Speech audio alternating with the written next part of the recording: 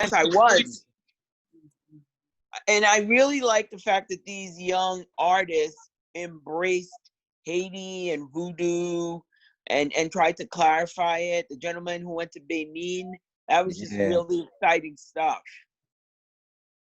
Yeah, no, it's great time to actually show, you know, our diversity to another level, and also really clarify these things that we either don't know about or heard the wrong image. You know, I love the last movie because he was basically showing how the media sometimes kind of destroys how the truth behind certain religions, and that's all religions. You know, every religion is going to have a bad rap in some way, but it's good to have somebody to at least educate us so we could at least go, oh, I understand, instead of not knowing anything at all. Yeah, I think it was wonderful. One, the way they embraced it, they leaned in, and it's always a good time. I mean, I'm 2 or 3 generations beyond you gentlemen, and nothing has changed from my generation to now. And there have been movies, but these more recent ones are more positive. The younger generation is really leveraging their knowledge and their power and their art to show a positive side of Haiti and Haitians. And I love the way he connected it from Haiti all the way to Africa. That was amazing. Yeah, absolutely. yeah. No, I definitely agree with that. That, you know, that was definitely very powerful. And his dad being a preacher himself, you know, where he had to challenge his belief, you know, and he had to go find himself and essentially had to go home, you know, and you know, and this is his second time he's had this film at our film festival. He did another film about Tucson. He went to the Cine Institute. There's a film school, the one film school they had in Haiti. So that's, you know what I mean, making a lot of good stuff. Hey, JP, John Philippe, how you doing? Yo, my man. Finally, man. Hey, Bechir, I got What's you going for that. on? I got you for Stephen Biko's part, man. Denzel's no good on that. We got to put a Haitian, man. They're Americans. I like the look, man. Thank you, man. Thank you. I'm trying to look the oldest young man ever. That's my goal. I'm trying to You're the perfect Hollywood man. trying to do the knowledge with the beard and still look young. That's why I said, you know, with Karine Jean-Pierre, if she don't put Haitian all over the United States, I'm getting rid of her, man. She can go back to her Martinique, man. Absolutely, man. It's good to see you, brother. Anyway, great. What about Yanish? Yanish is putting us on the map too. Yanish. Yanish Altador. Oh, yes. Oh, from way back. Because the one that was bad was not hiding behind the corridor of his spot. That is justified by what is around. Who was that? But he was. Did you get a chance to look at the films up here? No, not yet. Yeah, man, they're pretty good, man. They're incredible. Like I'm still blown away by it. I was just like, man, and you know, because especially in our family, you're bound to have family members that do voodoo, and I remember my parents going like, nah, don't mess with that, and I was just like, but we got family though. It's our truth. Like they come over all the time. Like, what are you talking about? But you know, it just warms my heart, man, and I'm trying to get her to watch it so she could be like, oh, okay, you know what I'm saying? Because it's time for them to, you know, even though our Haitian people are very hard-headed. It's not really our fault. One of the things my parents have always told me, every Haitian family, whether they are light-skinned, white, or black, has a mambo in their family. When they're in trouble, it's a fact. When they're in trouble, they don't go to the priest, they go to the mambo. It's a fact. Number two, one of the reasons we have issues today is because we refuse to accept our identity. Because you know what's been happening the past 5 years, they told me? Yeah. Mainly now, the new mambo coming out of Haiti are white Anglo-Saxon or Canadian. Non, mon cher, They pas get dit me ça, pas dit ça, pas dit ça. by the thousand. Yes? Pas dit ça, mon cher. They're still in our own heritage because we. Ben, yo pas qu'à faire li, mon cher, yo pas qu'à faire C'est li. vrai, exactement. Yo pas haïtien. Yo pas ici. Haïtien, c'est moun qui gen racine en Afrique. En Afrique, ou pas qu'à Non, dire mais que c'est non blanc, mon c'est cher. nous-mêmes. We keep hiding it.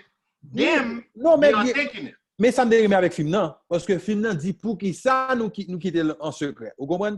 Ne remets pas ça parce que monsieur parlait de vous deux après ça monsieur dit que surtout là n'a pas la monsieur dit gen côté qui pas veut montrer monde. Mais même moi quoi son bon bagage parce que là ça blanc yo pas qu'à joindre façon pour yo voler parce que c'est ça yo fait. Gen les bagages comme quoi mais même comme haïtien nous pas doit dire tout secret nous parce que c'est ça blanc yo fait yo prend ba yo et puis yo vend pour tête yo. Vous comprenez? Hello. Hey, he's here. Thank you, my brother. How you? What they do? You almost got me started, John. You almost got me started, homie. Anyway, hello everybody. Thank you. Welcome to the 5th annual Haitian International Film Festival. Yesterday we had an amazing time. We had some incredible movies, and the theme was voodoo. And man, let me tell you, the education, the inspiration, you name it, it happened yesterday. We had some great conversation with everybody. Jamin Hunter came on through and kicked some knowledge. We had some producers, you name it, man. We had a really great time, and I can't wait for anybody after this festival to go back to the site and check it out because it is incredible. And today we're about to start it off with a bunch of films, so shorts, couple panels, and also a feature as well too. So we're gonna definitely step up the game and do even an incredible show this today. So first of all, let's introduce everybody. Today we're gonna have a panelist with my man Jean. Go ahead and introduce yourself. You're on mute, my brother. Hey, how you guys doing? My name is Jean. You may know me from Insecure. I'm a Haitian American actor. Been doing this for about like 10 years. I've been producing as well. And I'm glad to be here. For the culture. You Yes, sir. And Michele Stephenson, is that correct? Yes, that's correct. You can hear me? Yes. Okay. I always check if you're really Haitian by saying it in a Creole accent. Michele Stephenson. And I was like, okay, she passes. Jean-Elie passes. So please tell the people who you are and, tell them a little bit about yourself. So I am a Fort Greene, Brooklyn-based independent nonfiction storyteller. I do primarily documentary of all shapes and sizes. Born in Haiti, grew up in between New York and Canada, Montreal area. That's beautiful. And everybody that's watching, hello.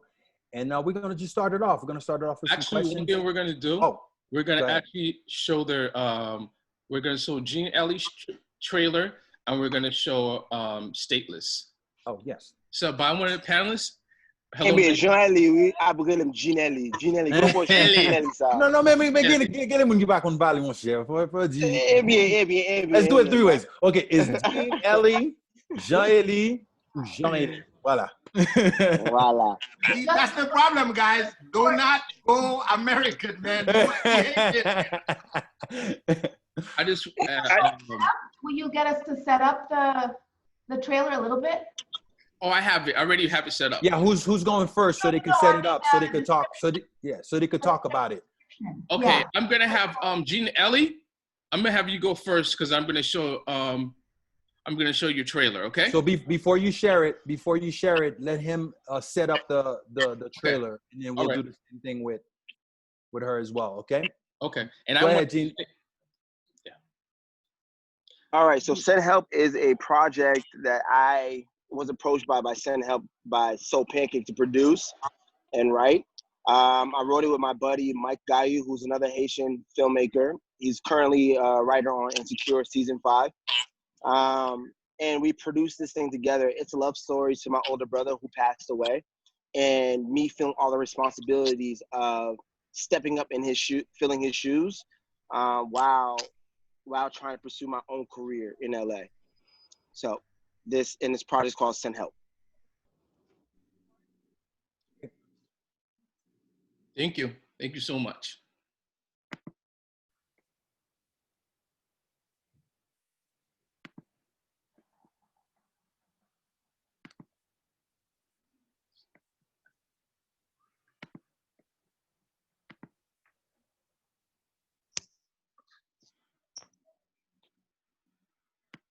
Something bad be for living a rich and fulfilling life. Whether I see that though. If I'm wrong, guys. But why not? Oh, you're throwing my reel up there. I Yeah, thought you were showing Send Help. Yeah, I have your reel actually. All right, no trip. Something bad be for living a rich and fulfilling life. Whether I see that though.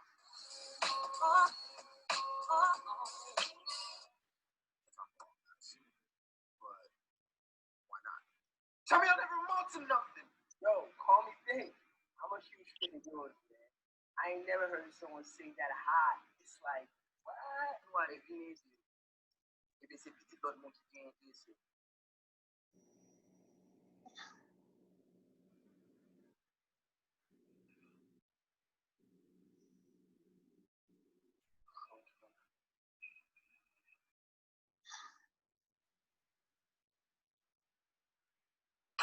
There is no other girls. Because I'm saying, it's just you. Let me buy some pinado. And like, where they?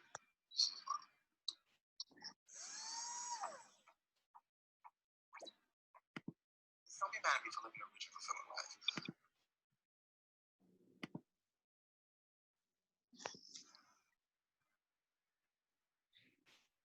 Thanks, Jelly. She's super talented as an actor, Elie, and can you tell us about yourself? Okay, well, I thought when you said trailer, I thought you were talking about Send Help, but my sizzle is definitely a good project to see the work, some of my body of work that made the reel. It shows there's a range of characters that I've played throughout my career within the last 10 years. I've also produced several of the projects that's on that reel. DETOUR was one of them. Send Help was one of them. ALIVN and CHIPMUNKS was really a fun project that I got to be involved in, straight out of acting class.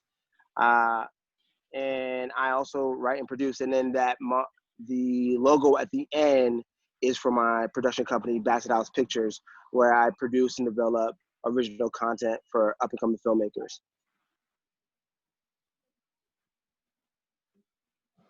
Right now, we're gonna show Michele's, correct? As yes. Well. Are you doing the trailer? Or are you doing a? Yeah, I shoot the trailer for the trailer for her. Stateless. Okay. It's a trailer to a feature documentary that I directed and produced, looking at the plight of Dominicans of Haitian descent. So spent about 5 years shooting there, and the film premiered at THROWBACK Film Festival and is now kind of doing the festival circuit, as well as it'll be aired on PBS next year.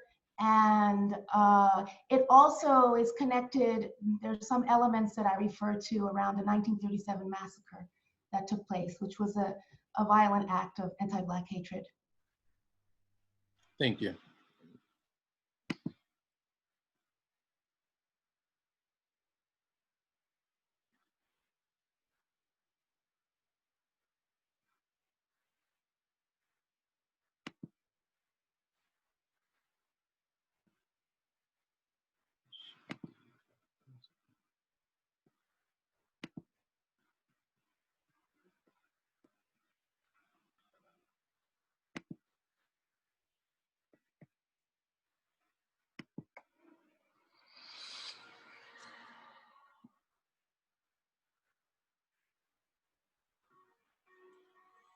Te quiero contar la historia de una niña que se llamaba Moraime.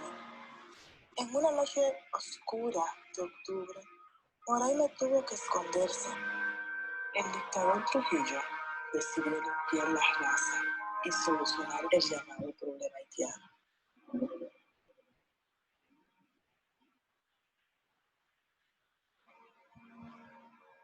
Aquí pensamos en los 100 pesos, los 500 pesos de ahora, pero no vemos cómo vamos a vivir 4 o 5 años después. Y en eso que hay que pensar.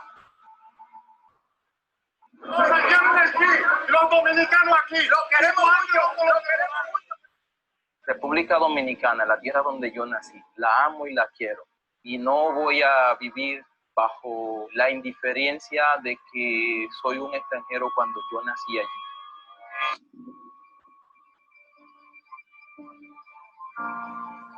Si llego al Congreso, así como he venido hoy a pedirle el voto, venir y sentarme con la gente de la 15, vamos a ver los problemas que hay aquí y por dónde los vamos a encaminar. Es que el blanco de ataque era la emisora FM 103.5. He estado recibiendo amenazas. Me llamaron diciéndome que saben a qué hora sale mi hijo de la escuela.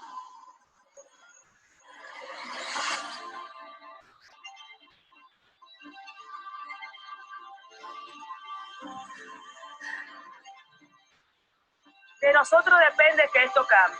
Yo me siento orgullosa de ser una dominicana de ascendencia haitiana. La gente del Batey puede romper los límites que nos dicen que nosotros no podemos atravesar.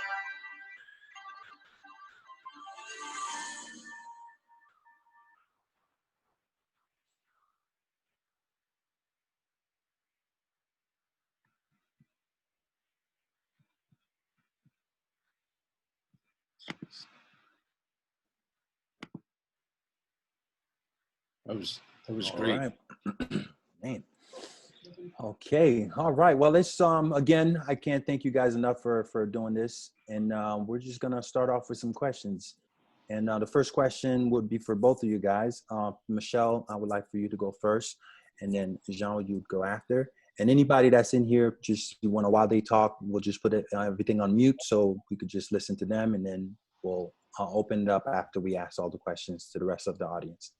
So the first question is, what was your inspiration on becoming, for you, Jean, actor and filmmaker, and for Michele, for being a filmmaker as well? I don't know if you are an actor or not. I don't remember you mentioning it, but as a filmmaker, what inspired you to become that? Especially, being Haitian and, having the background that we have is not something that is the most popular thing to do, but what inspired you to take the path that you have?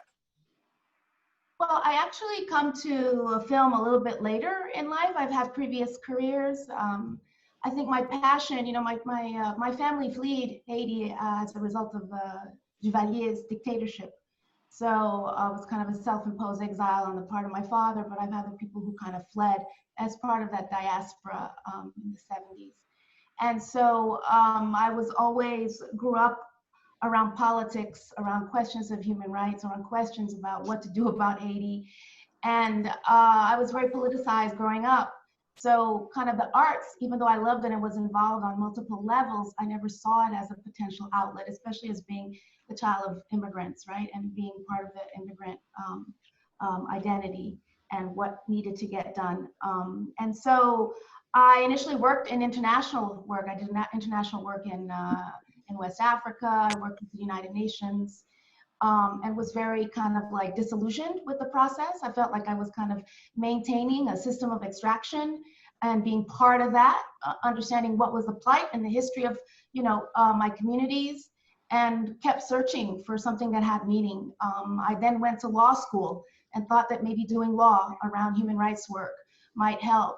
And actually that's when I encountered film and fell in love with film. More specifically, actually both fiction and documentary. I met my partner at the time, who's my life partner now, as well as a filmmaker. He started off in fiction, and he exposed me to the power of what it could do. And I felt that in some ways it intersected both with my wanting to tell community stories about communities that we don't get to see seeing ourselves up there, and also kind of fulfilling that some of the artistic drive that I had. So that's how I got to what I'm doing here, long story short.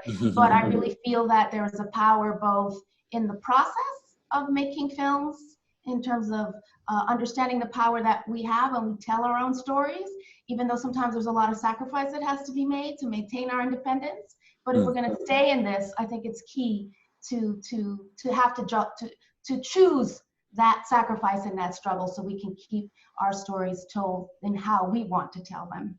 Absolutely. Absolutely. Jean?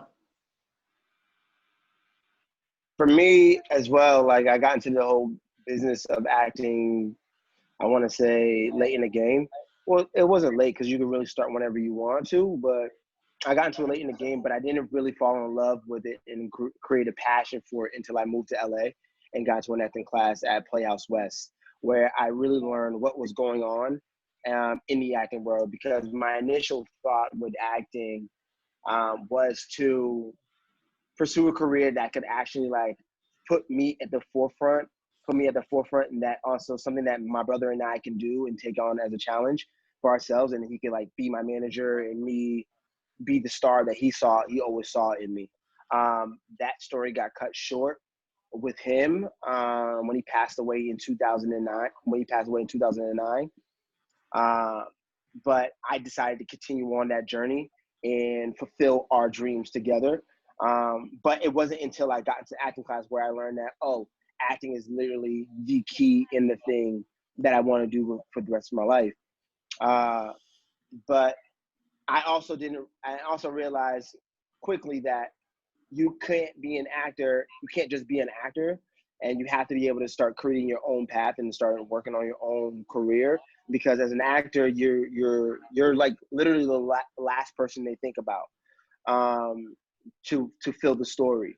So as a creator, you have more control of the narrative and the stories you tell and things you put out there in the world, because the work that we do today isn't as important as it is later on in the future. You know, what we do now influences the future and tells what's happening, and we're documenting and like capturing capsules of life through our art as an actor, as an entertainer, as a filmmaker.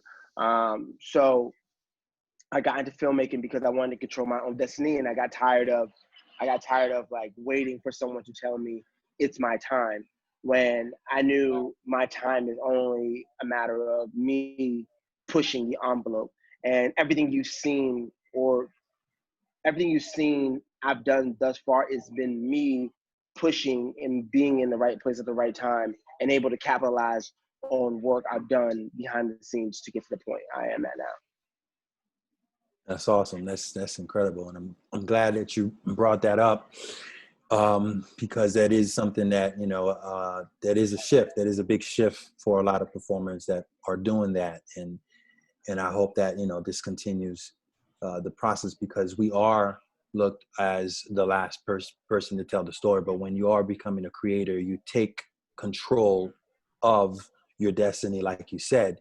So I'm very glad that you mentioned that to anybody that's listening right now. Hopefully that resonate. The next question would be and we all have them, and those are the parts that I really like to hear, is the obstacles that you had to go through, not only with the industry, but even personally and everything. What are the obstacles in order for you that you guys took on before you got to the place where you feel comfortable, or you could call yourself an actor or a filmmaker? I'll start with you, Michele, again. Oh boy, well, I think firstly I want to, certainly acknowledge the fact that I'm in a very privileged place right now in terms of the ability to do and tell the stories that I want to tell.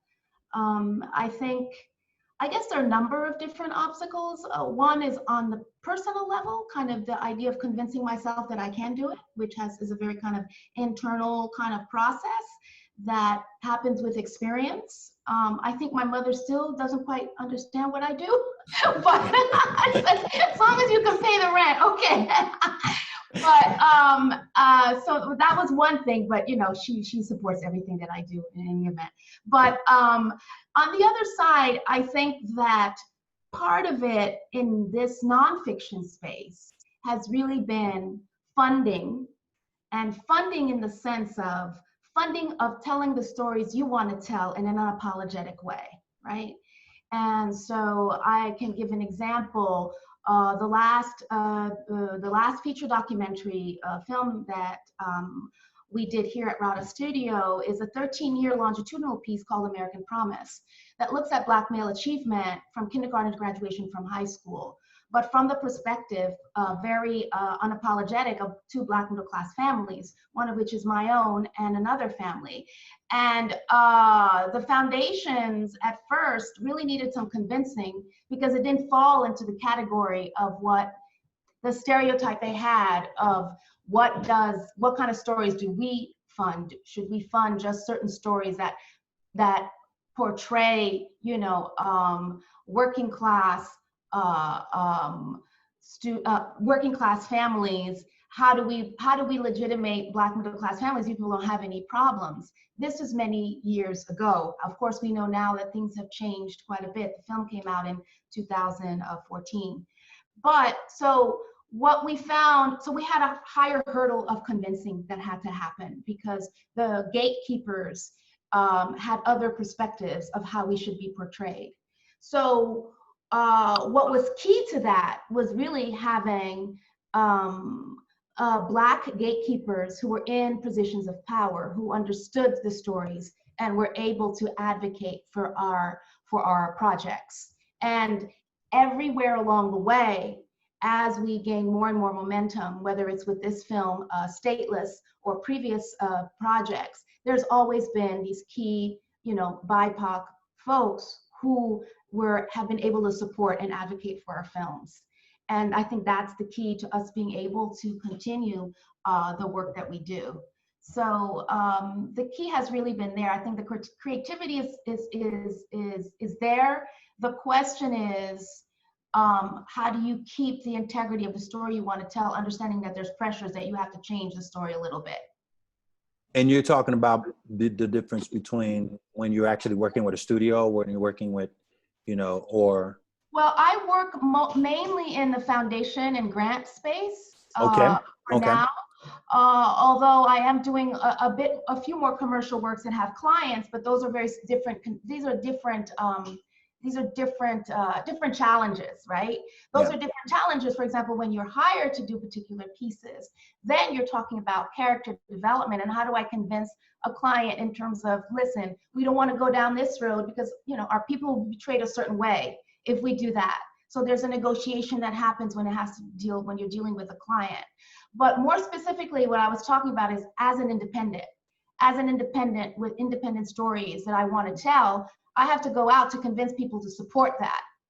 And what I encounter are people sometimes not understanding or not knowing the importance of certain stories or how they're told because they have their own perception, their own kind of internal bias, internalized racism, and how they're going to interpret the story that's told, that's in front of them. And it's happened to us on a number. We're doing right now a feature documentary on Nikki Giovanni called Going to Mars, and that's been around for a few years. We've been shooting since 2016 with her, and doing a bunch of archival work. It's coming out in spring of next year. But that too, in the sense that going to the traditional spaces for that kind of funding, again, it requires key people who know who Nikki Giovanni is, who know the incredible impact she has on Black women across generations, and know that you can't really mess with her. You're gonna be accountable to a number of people in the community. But if you go outside of that community for support, some people have never heard of her. So we have that other hurdle that we want to tell the story. It's a story that we want to tell about, the communities that we're connected to, and you need to support that. I think, of course, the tide is shifting after the uprising, so we're seeing where things are going to land for that. There is a small window now of opportunity that we really kind of sort of have to take advantage of and be strategic about. and maintaining independence. The thing also in terms of wanting to maintain that independence and having the obstacle, having these kinds of funding obstacles, is not sort of like, you know, not quitting your day job, needing to have a particular day job, which we always, you know, we hustle in other spaces to be able to keep those stories going. So carving out that time for creativity is an additional, kind of an additional hurdle. Oh, thank you so much. Thank you so much for that. Jean, same questions. You know, what are the obstacles that you endured throughout the whole process of being not only an actor, but also a filmmaker as well, personally and also in the industry? Some of the obstacles that I've faced is dreaming too small. I dreamed too small when I first got out here, and I thought that a lot of the things that I accomplished was going to put me at the place that I need to be in order for me to, you know, be there for my family, be there for myself, and just live the life that I thought I wanted to live. But it never materialized within those jobs that I've taken, and are constantly trying to push the needle.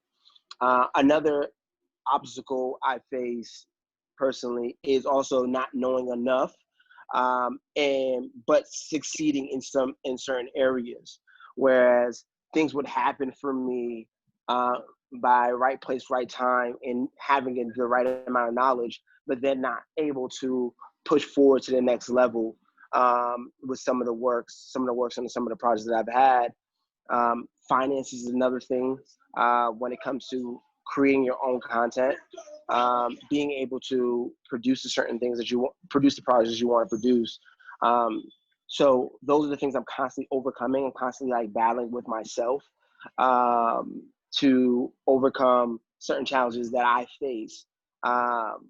Also staying motivated when things are not going as planned, like because certain times like I'm winning at certain lanes, but then when I'm trying to do the next thing, I have to reverse engineer the things that I'm doing in order for me to duplicate the process that I've already accomplished. And I somehow find my way in a place where I can do certain things, but then I can't, it's hard for me to duplicate that process over and over again. So the reverse engineering is like very big thing that like literally bothers me when it comes to creating content, because as an actor and a filmmaker, I get inspired by the littlest things, and I can start creating and writing from there, and then I'm ready to shoot. But to constantly do that and repeat that process over and over, you have to have like a process of going about it. Same thing when I was acting. When I'm acting is like in acting class, like I've learned a process to break down the script and get to the part. I learned a process to get the script down and make things happen. Am I muted? No, you're good. We hear you fine. Like, when I'm acting, I have a process to break down the script and how do I get into character? How do I like perform? When I'm creating, it's such an organized chaos of people that come into a play that make things happen, and then continuing that process over and over and having like a B, C, D move versus doing A to D to B to D, you know, to C, and then I'm shooting, you know? So I've been very lucky in my career and blessed that people see what it is I'm doing and understand.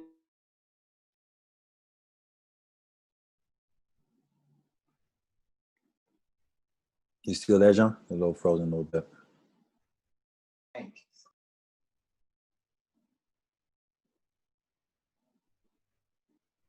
Boom, boom, boom.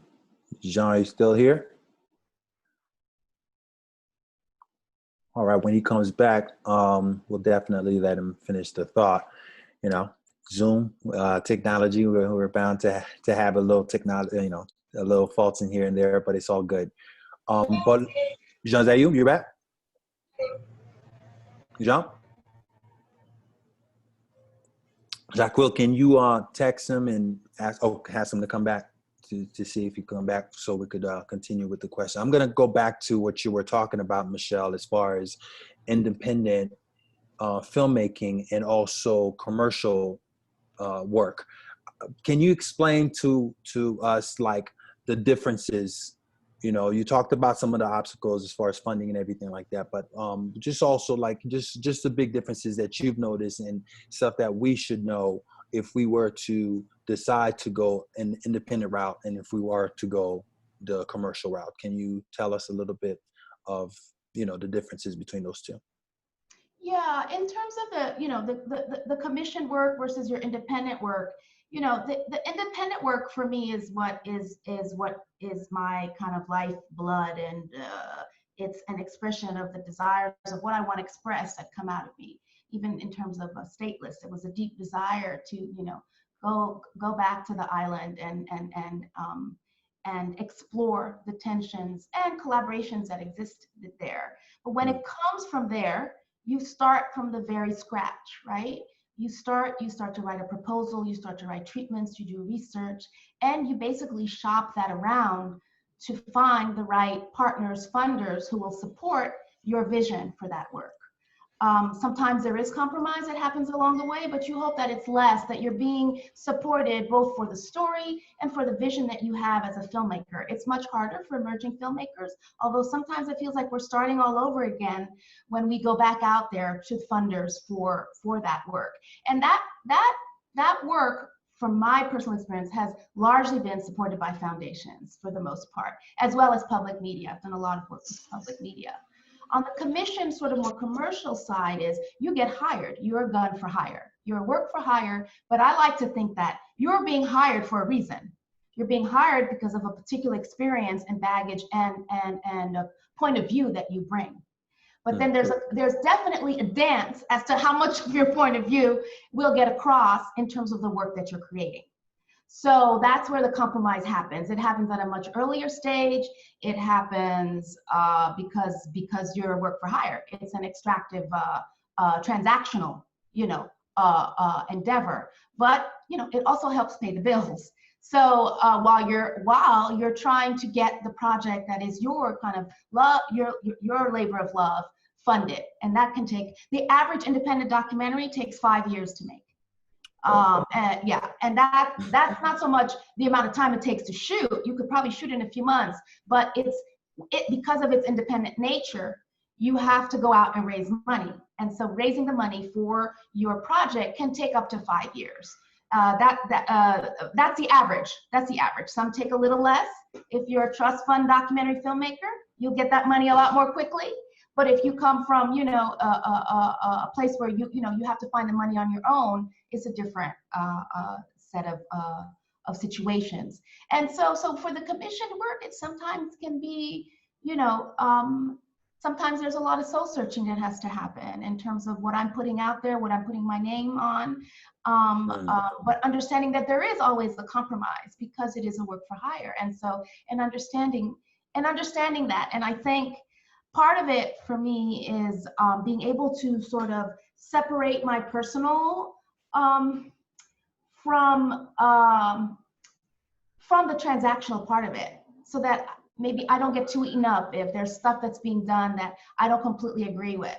This idea of disagreeing but committing and getting it done to the best of your capacity, and sometimes influencing things a certain way. So maybe you're able to convince to have a more complicated character, have a more complicated story, or story that doesn't fall into stereotypes necessarily with projects. So it's this balance, right? Because if you've taken the red pill or the blue pill, you figure out that this system is out here. We all know the way it works. Sometimes you got to have your foot in because you live and breathe it, right? But there's also this other part that you really want to keep for yourself in being able to find a fulfillment, and understanding what that means. Absolutely. So, yeah. No, absolutely. Jean, I'm glad that you're back. Are you good? Yeah, I'm good. My phone just overheated, so it just knocked me off. It's all good.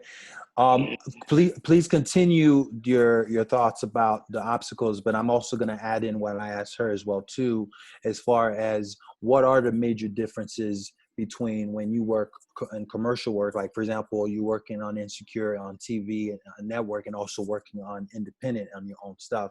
If you could tell me the stuff that you've learned and the differences that jump out on you for any like new filmmakers that were to jump into that situation, you could give them a little insight of that. Okay, I think the last part, first question, obstacles are myself getting out of my own way.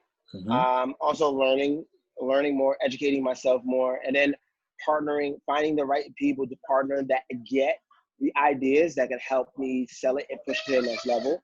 I feel like I've done a good job at like sifting through certain people and like finding the right person, but also been getting better at like really like identifying certain goals that I need to accomplish in order for me to make certain things happen.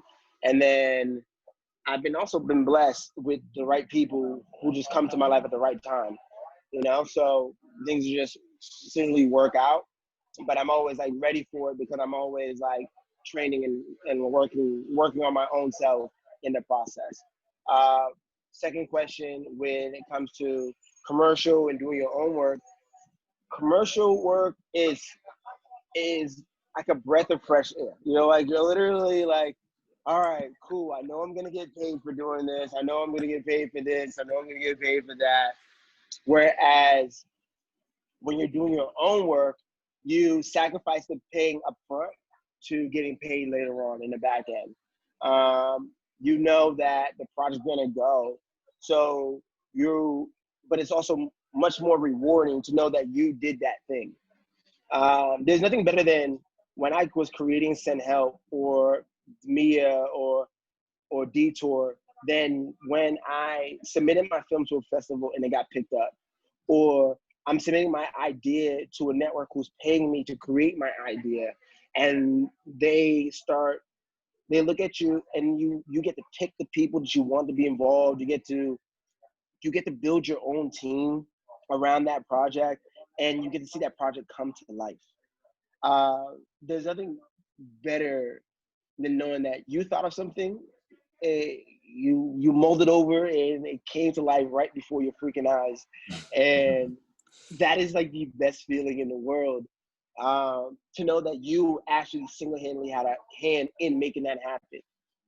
Last year, I had the opportunity of not just writing on my own project, but writing on a series for Netflix called Magic for Humans. And to see that come to life and see my idea that I thought of get brought out on TV on Netflix, it was such a rewarding thing. And as Michele was saying, like, it's like you're a hired gun. Like you sit there, you listen to everybody else, listen to the input, and then you go home, you create an idea, and you put it out there. And you pitch it in the room, and they're like, yes, let's do it. And then you see your idea come to life. That's amazing. Like, I got the same feeling writing for that show, the same feeling I do when I create my own project. Not to say that commercial work isn't fulfilling, because it is, because you know, it's almost like a guarantee that the project that you're working on is going to be seen by a lot of people.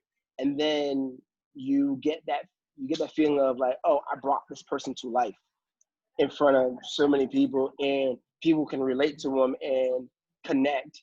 For instance, like my character on Insecure, I play a Black man who happens to be gay, and there's been a lot of people that were like struggling with their identity, and when they saw them all, they felt like they were seen on screen.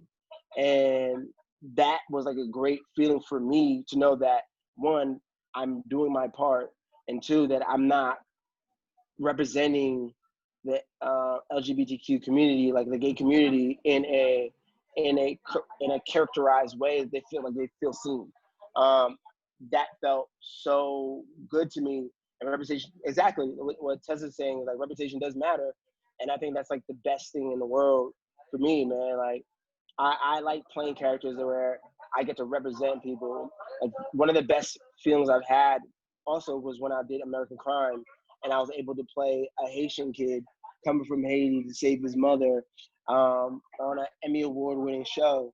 Like that was an amazing experience that I was able to help add my mother into the process, and she was able to like break down the script and then tell directors like this is not how you would talk to who you talk to.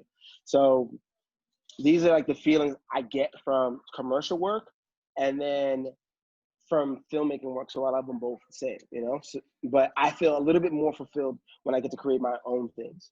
That's awesome. That's awesome. Now let's talk about, you know, for everybody that's out there, your mentorship. Like what did you, when you first came out here and you were like, okay, cool, I have a vision, I have a goal. What were the mentors? What were the books? What were the things that you guys went after that helped you guys throughout your whole process? We'll start with you, Michele. So I've had a key, well, a couple of things. I do want to there's a point I wanted to get back to that Jean mentioned about partnerships. Sure. And I think that kind of goes hand in hand with mentorship. I think first and foremost, this idea of collaboration and growing with your peers is almost as important, if not more so, than the mentorships that you build along the way. And so I definitely have a community of peers that are both filmmakers or also, you know, funders or actors as well, creatives who were kind of at the same level in our career and kind of could either commiserate, but also share resources and learn together and grow together. And those have been kind of the pillars. That community has been my pillar of also kind of feeling inspired to continue to grow. Now, on the other hand, in terms of understanding the industry, understanding strategy from a longer term perspective, I've also had key mentors. St. Clair Bourne, who passed away not that long ago, was a premier documentary filmmaker who started the Black Journal back in the 70s, and he was a real shining light for me. We've founded the Black Documentary Collective with you know, his inspiration and guidance. And he is somebody, if you don't know him, look him up. He worked with Spike Lee a number of years and did the making of his films. And so he was somebody who really helped me learn the ropes, right, on strategy and what to do next. And so then I've had other mentors who were on the side of the gatekeeping side, you know, who helped me navigate ways of getting financing for my films. And they have been key. And then I, in turn, have been mentoring for many years, both informally and formally, actually, emerging filmmakers in the space of nonfiction storytelling. It's a key process, especially for us, in terms of being able to understand the field and navigate it in a way that, you know, we can realize our desires. And do you recommend any books that, you know, people should read as far as the process of, you know, filmmaking, and specifically for documentaries as well too? Is there any books that jumps out of you that you were like, ooh, once I read that book, it really cleared a lot of, you know, obstacles for you? Not specifically. I didn't study. Or films. Or anything that started the process for you, because I'm sure there's a young Michele out there is like, all right, what do I need to do to follow her steps? What is important in terms of doing your first film and identifying your friend? Definitely try to find a mentor who knows a little bit more, who can help you, but also find that community of like-minded folks who are in the same place that you are, who will be your peers on this journey. I think that is really key. And then I think maybe they pass what they do. What's that? Ray. Jacques, you got that? It's Ray, Rey. Good mommy la. Rey.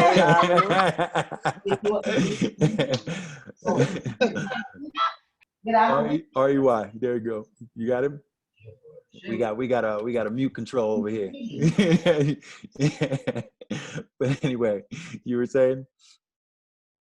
unmuted now. Yeah.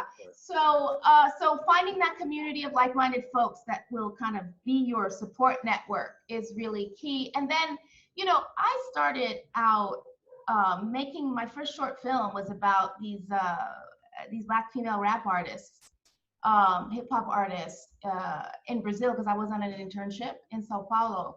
And I brought the camera myself. I did some short workshops. My partner was kind of my mentor. I had just met St. Clair Born, and then I just went for it and shot. These days, it's even easier, right? To be able to go out there and shoot, but really find a story that you're passionate about. And I think a lot of things, what I often find too with, and that's something we learn as we grow, is being open to critique, right? Mm-hmm. Not being defensive about it, not making it personal. That's something I work on every day. But I think when we're younger, there is kind of this like connection of, oh my God, you're critiquing my work, you're critiquing me, you know? But your work is only gonna get better if you get the critiques and you're open to them, and then you see where the changes can be made and move to the next. You also have to decide, you know, which critiques are you gonna take or not? But this idea of being able to separate yourself, your ego, from the feedback is really key. That only happens with experiences and hearing more and more. And your mentors are going to help you with that. And then finding that community of like-minded folks who are open to being able to tell you the real deal about how they see the work that you're doing and give you that feedback that is constructive. So yeah, so No, that's awesome. That's my recommendation. Absolutely. Same question to you, John. Just, you know, mentorship, classes, books, anything that would inspire anybody out there to that's following your footsteps. You know, what are the things that really motivated you to, you know, get to where you're at?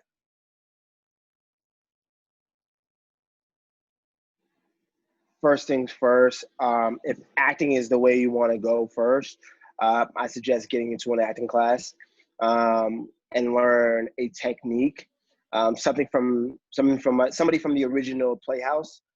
Any one of them will be great as your foundation to get things going. While you're in class, you'll find several people who are on that same journey with you. And you'll also see how people drop off very quickly because it's either too tough, the work is too vigorous, like they don't want to be a part, they don't really want this, and they end up going into other lanes as far as like the entertainment industry, which is great because acting is not for everybody. Some people are natural born producers, some people are natural born directors, DPs. They're all those people you can find in class.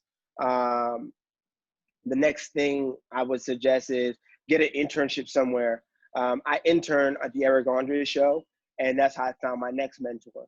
I found Eric. Eric was a Haitian Jewish guy who was very into himself and his work and the thing he was doing, and he also created his own show. So that's like a way for me to like, okay, cool, it is possible, and that's something I can do, and work with a group of people.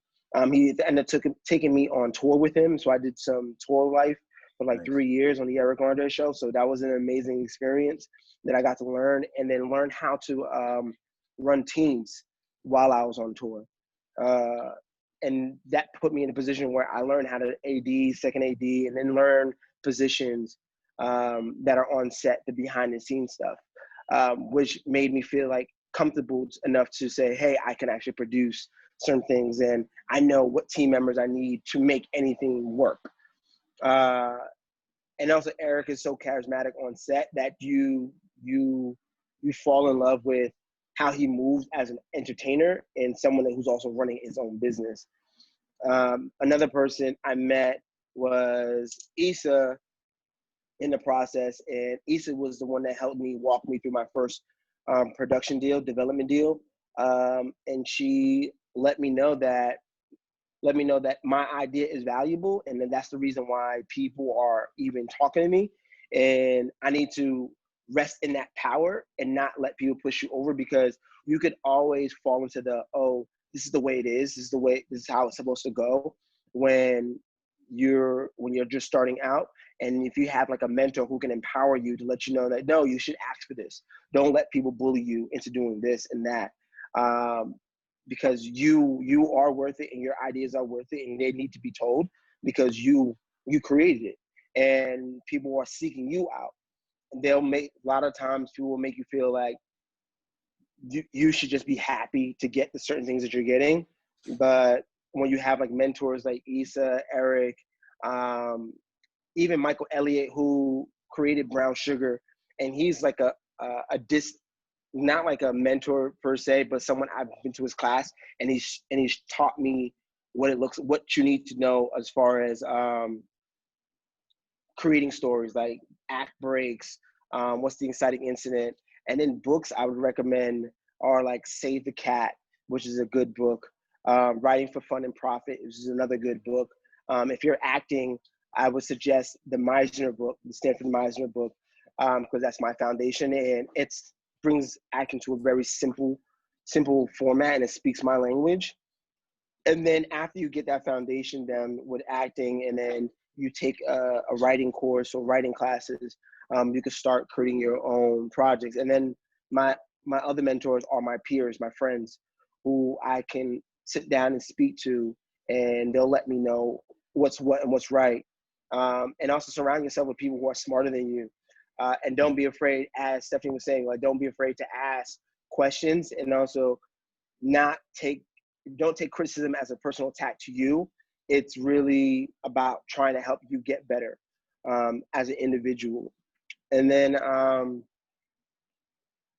another thing you can do for yourself, if you're an actor, something I like to do is I like to read articles out loud, because it helps me learn how to say the words without having to make it very conversational with everything that I'm.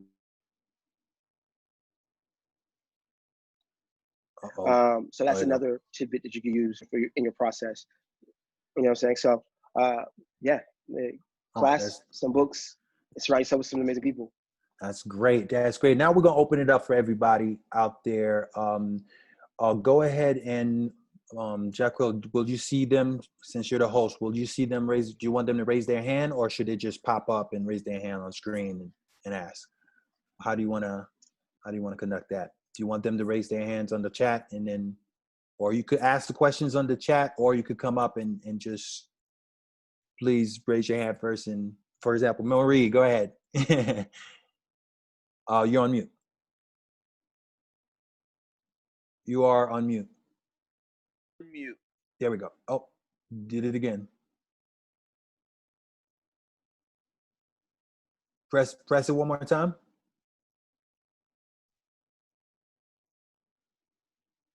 You're still on mute, Marie.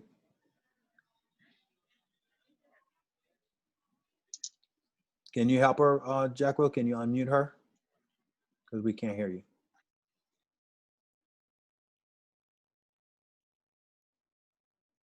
Yep, so you're still on mute, Marie. Sorry, we can't hear anything that you're saying. Maybe she write the question. There we go. There we go. You got it. I just unmuted myself. Yes, yes. First of all, I'm a little older than most of you. I could be your mothers, but I want to say you don't look it. Oh, thank you. I'm Eve's mother. Huh? First of all, I want to say, moi fier de nous. I am so proud of you young Haitian people, you young Haitian folks. You know, this is what we're made of. I'm so proud of you. I have to say that. First of all, I want to know if either of you attended film school. 1. 2, if you didn't, do you feel any sort of way that you're behind the 8 ball because you didn't attend film school? And Michele, this question is directed at you. Did your legal education assist you through this process? Do you feel like you add another layer to your filmmaking because you have that additional legal background? And the reason why I ask that is because I am an attorney. So I always believe that being an attorney is one of those careers that is so broad, it adds a different layer to almost everything that you do. Who would you like to go first, Michele or no? Ladies first. And first, throughout this hour, no, I did not go to film school. as I said, I came to film a little later than certain filmmakers, than most filmmakers. But I think there's something about nonfiction film, certainly documentary film. And actually now I teach. So I teach at SUNY Purchase. I taught at SUNY Purchase, and now I'm teaching at CUNY, so documentary film. So it is definitely possible to certainly gain the skill set. I think there is something certainly in documentary film that you cannot replace, and that's experience with other people, how you engage with other people, lived experience. You bring all of that to the storytelling process and to the relationships that you have with whomever are the folks that you're telling their stories, whose stories you're telling, or who you're collaborating with.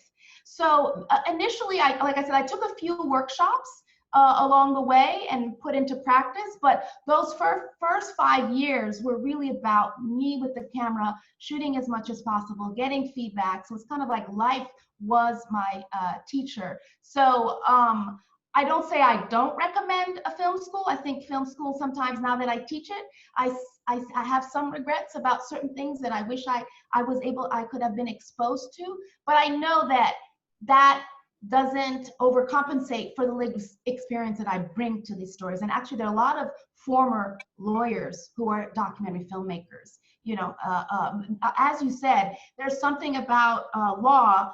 There are two things for me that I think were helpful. One was I had a job that could pay, so I could pursue, you know, the independent documentary film.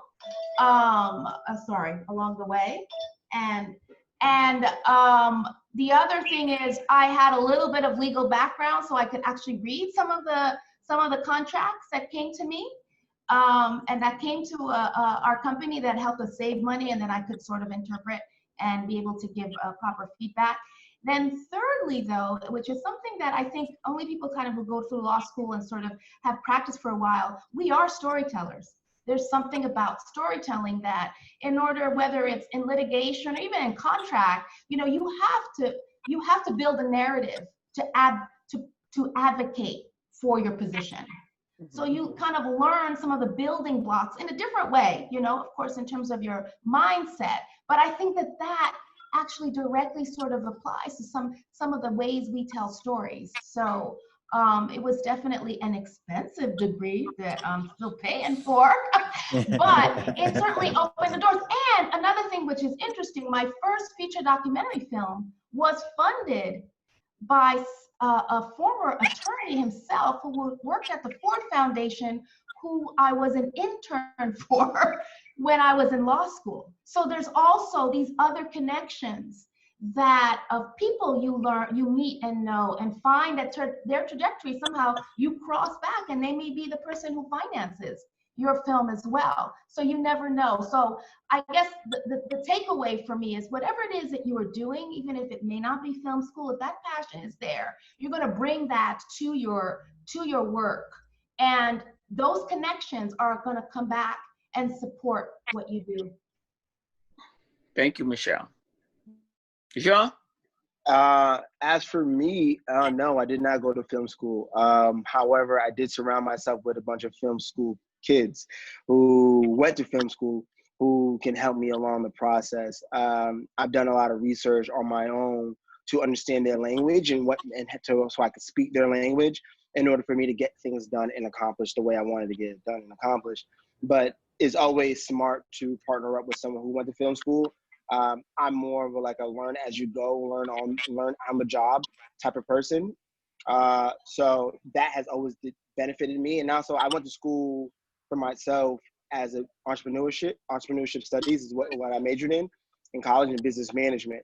So I'm able to find the right people and then put them in the right position to assist on a singular goal in order to make things happen the way I wanted to make it happen. So that's my background for business, and I got into acting 10 years ago, and this is where I'm at 10 years after pursuing the dream. And like what stuff just like Michele said, where you have people who reinvest in you, like these people that I'm talking about as far as mentors that I've worked with, they've invested in me and my projects that I've put out there into the world, and helped me with advice, legal advice, and ways to like work on getting stories told. So film school is beneficial if you want to meet people in school, but you could also find people from film schools to work with that can help you along with your process. It's great. And I'm not trying to monopolize. I have one more question. Sure, Since go you ahead. guys are young Haitian people, you know, the careers of choice that my parents sought, and maybe not necessarily your parents, doctor, lawyer, and engineer. How supportive were your parents about, you know, pursuing a career that's not the top 3 because they think that's the road and path to success, and it doesn't necessarily have to be your passion. You're going to be a doctor, a lawyer, or an engineer, and here you are. You want to be in a creative space. How supportive were your parents? My mom is still trying to figure out what I'm doing. As an actor and filmmaker, your schedule for the year, it's like I work 3 months out of the year, or 6 months out of the year, or 7 months, right? And then I'm not working anymore. And then those times you have to be good financially. You have to be able to like put money away, save money, and work. And then work on your other side projects for yourself to keep yourself busy, keep yourself motivated, keep yourself going. My mom, during those times, those lulls, she'll be like, you should probably still go to school and get a degree in something else, or something else that can help you. Or she would want me to go back to Boston and continue working in sales, which is what I excelled in when I was back home.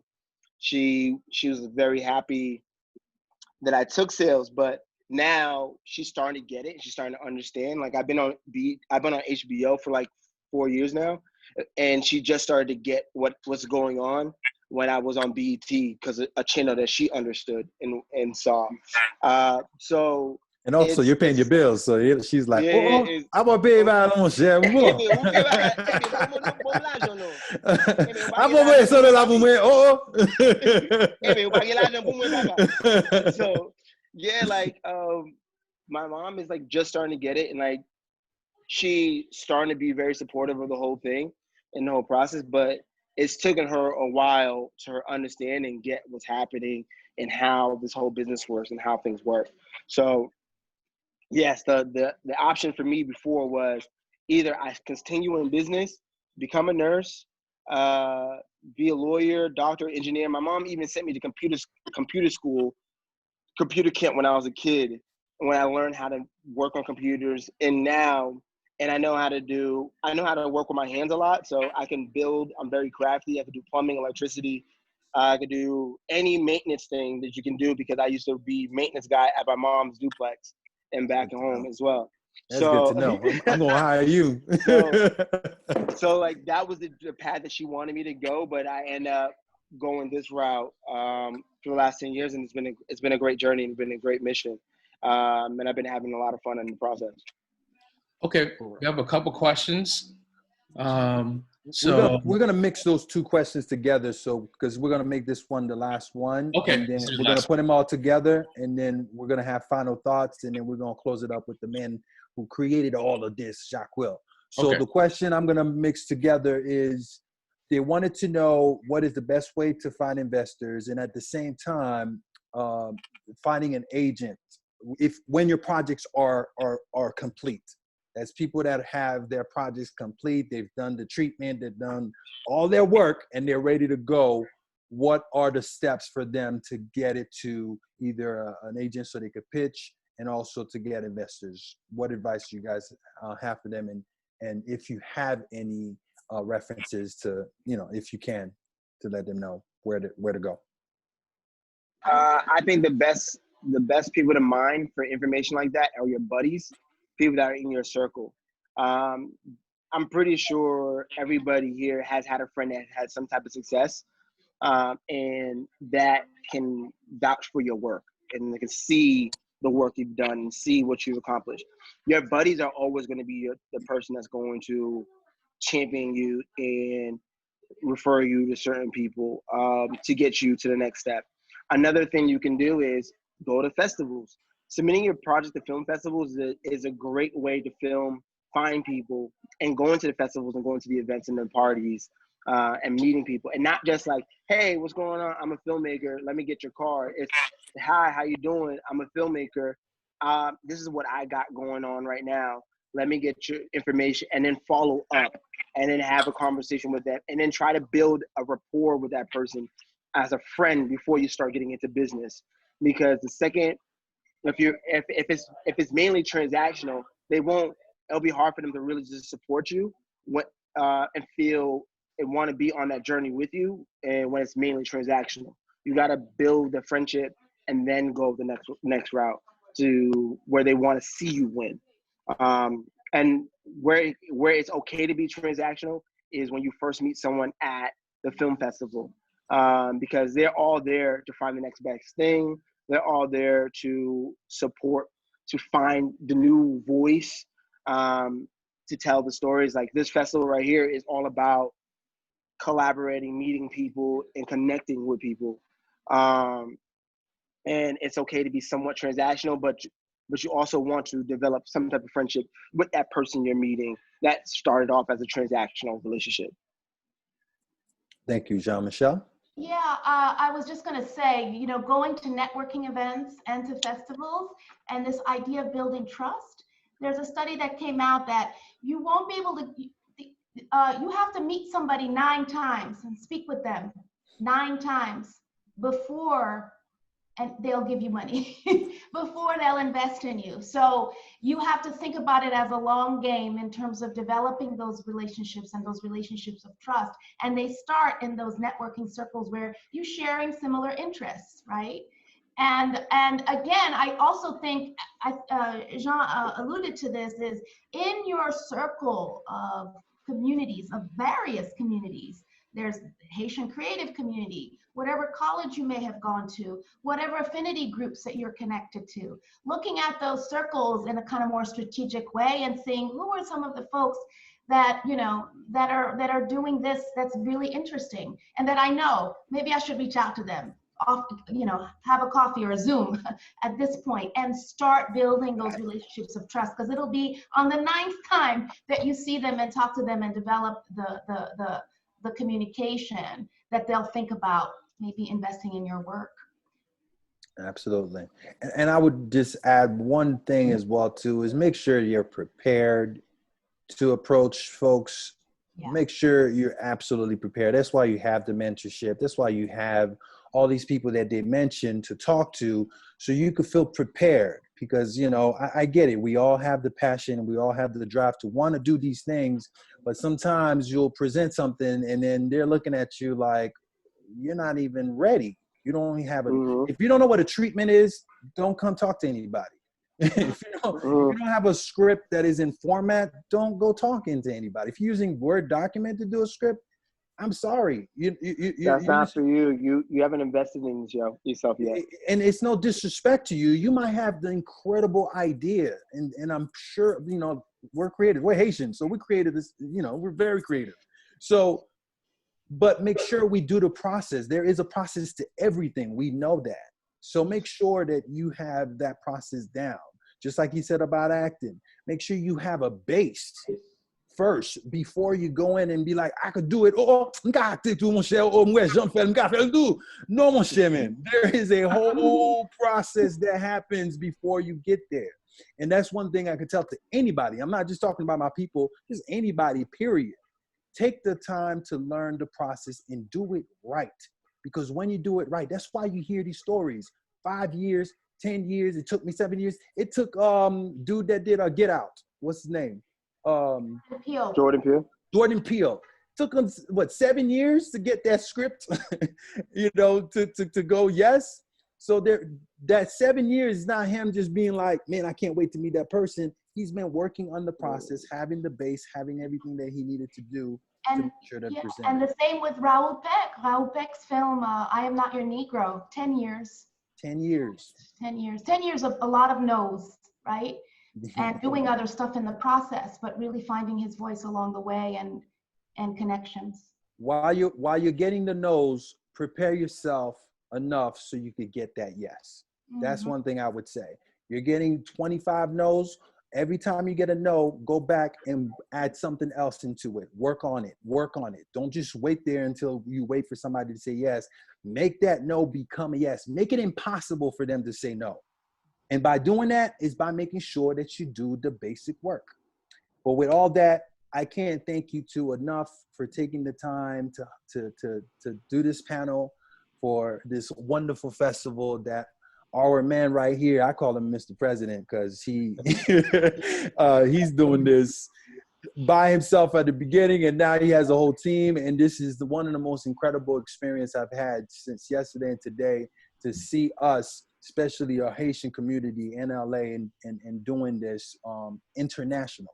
And I think people keep forgetting that this festival is international. So it's global. So that means the world is looking at this and going, yo, we're on the map. Not only in just LA, we're on the map all over the world. Go ahead and take it, Will. I just want to say thank you for this incredible panel about the Haitian Creators Panel with Gene, Elie, Michele, Stephenson. And you guys are doing phenomenal work. And we will invite you to come back next year with Stateless, with Gene, Elie, with your projects. I just wanted, and just the information you gave to the community is just, it's just great, and it's fulfilling. And you answered a lot of questions that I think that that's definitely going to help them to move in their careers. And I think of us giving this information to our community, it's just how we develop and how we thrive. And that's what, the theme of this, the panels was to teach us how to thrive and not just survive. And we have people who are doing exceptional work.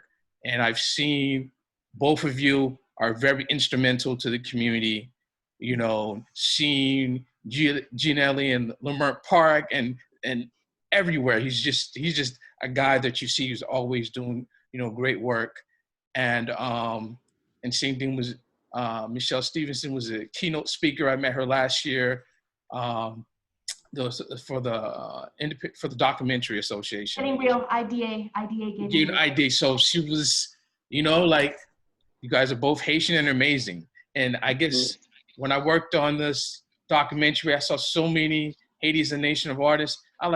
There's so many amazing, we need a film festival. Because when I met, Haitians in Haiti, in New York, in Miami, I said, no, people need to see this. So I just want to say thank you for your contribution to Haitian and Black cinema. You guys are doing both. And most Haitians, they do TV and film. You think of Rob Peck, all you guys are working in both. You're doing TV, you're doing studio or commission work, and independent. So I want to show that diversity that we have.